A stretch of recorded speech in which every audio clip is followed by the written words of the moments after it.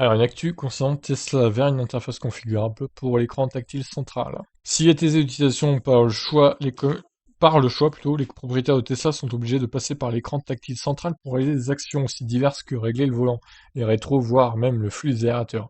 Afin que les propriétaires de ces modèles ne soient pas trop distraits en conduisant, Tesla devrait rapidement déployer une mise à jour à distance leur donnant la possibilité de modifier la disposition de l'écran central. Comme souvent, c'est via un tweet qu'Elon Musk, le dirigeant de Tesla, a confirmé ce point, sans pour autant donner davantage d'informations dans ce rapide message concernant cette future interface.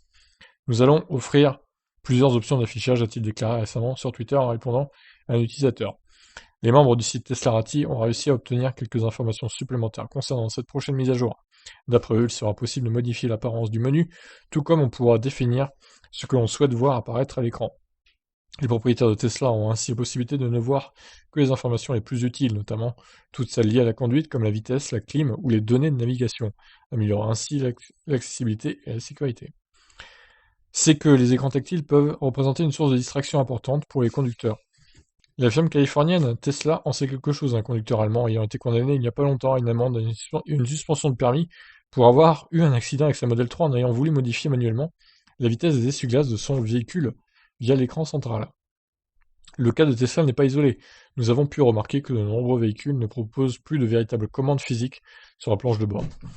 Ouais, alors ça, pour le coup, certains diront que c'est une avancée technologique. Mais moi, je suis pas trop pour, hein.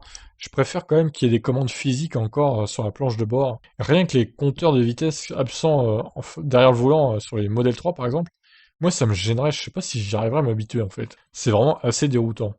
Si les intérieurs se veulent grâce à cela plus épurés, parfois spectaculaires, l'ergonomie en pâtit. Certains constructeurs semblent néanmoins réintroduire progressivement quelques boutons pour faciliter la vie des conducteurs. La solution proposée par Tesla est différente. Le tout tactile n'est pas abandonné. Reste à savoir si cela sera véritablement un plus en matière d'ergonomie. Eh bien écoutez, on verra cela, hein. Wait and see, comme on dit. Je vous laisse réagir. Est-ce que vous voudriez du coup une mise à jour pour que ce soit plus configurable, plus personnalisable cet écran tactile central? Je vous laisse réagir. Ciao.